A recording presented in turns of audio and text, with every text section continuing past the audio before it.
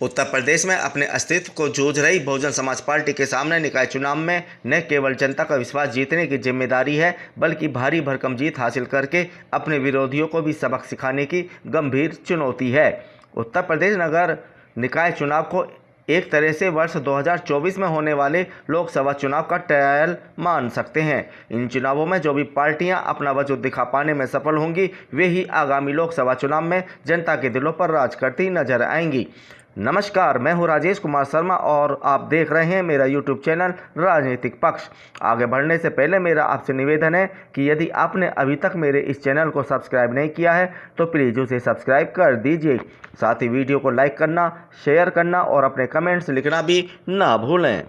इस बार बहुजन समाज पार्टी ने नगर निगमों में मेयर पद के लिए सर्वाधिक मुस्लिमों को टिकट देकर साफ संदेश दे दिया है कि दलित मुस्लिम समीकरण के सहारे बसपा चुनाव मैदान में उतरेगी। सूत्रों की माने तो इस बार बसपा सुप्रीमो मायावती नगर निकाय चुनाव में कहीं भी चुनाव प्रचार करने के लिए नहीं जाएंगी। चुनाव प्रचार की सारी जिम्मेदारी इस बार प्रदेश बसपा अध्यक्ष विश्वनाथ पाल के पास रहेगी।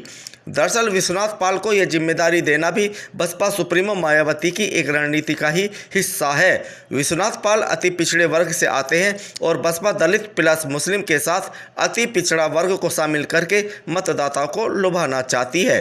प्रदेश अध्यक्ष बनने के बाद विश्वनाथ पाल पहली बार चुनाव करा रहे हैं, इसलिए यह चुनाव उनके लिए भी किसी अग्नि परीक्षा से कम नहीं है।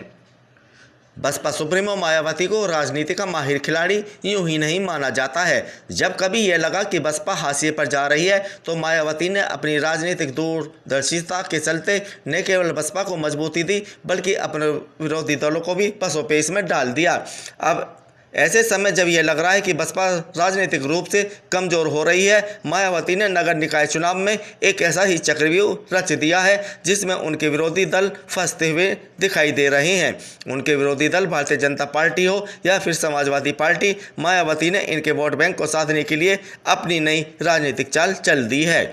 बसपा ने इस बार 16 नगर निगमों में मेयर पद के लिए आधे से ज़्यादा उम्मीदवार मुस्लिम वर्ग के बनाए हैं। स्पष्ट है कि दलित वोट बैंक में यदि मुस्लिमों को जोड़ दिया जाए तो बसपा किसी भी नगर निगम के चुनाव परिणाम को उलट पलट सकती है। मायावती इन चुनावों में प्रचार से दूर रहेंगी। सारी जिम्मेदारी बसपा प्रदेश अध्यक्ष विश्वनाथ पाल के कंधों पर होगी। दरअसल विश्वनाथ पाल के सहारे बसपा की नज़र समाज के अति पिछड़े वोट बैंक पर भी है। प्रदेश अध्यक्ष बनने के बाद जब विश्वनाथ पाल मेरठ आए थे तो उन्होंने पार्टी की मंशा जाहिर भी की थी। उन्होंने समाज की अति पिछड़ी जातियों प्रजापति, कश्यप, सैनी, जोगी, धीमर, पाल को रिझाने में कोई कोर कसर नहीं छोड़ी थी। स्पष्ट है कि बहुजन समाज पार्टी वर्ष 2024 में होने वाले लोकसभा चुनाव से पहले अपने दलित, मुस्लिम और अति पिछड़ा वर्ग के वोट बैंक को मजबूत करने में जुट गई है। नगर निकाय चुनाव तो उसका ट्रायल मात्र है। ऐसे में जब अति पिछड़े वर्ग को अपनी ओर करने के लिए भारतीय जनता पार्टी और समाजवादी पार्टी आपस में एक दूसरे से जूझ रही थी, बसपा सुप्रीमो मायावती ने राजनीतिक चक्रव्यूह बिछाकर भारतीय जनता पार्टी और समाजवादी पार्टी के खेमे में हलचल पैदा कर दी है। अब बसपा सुप्रीमो मायावती के इस राजनीतिक चक्रव्यूह की काट खोजने में भारतीय जनता पार्टी और समाजवादी पार्टी लग गई हैं।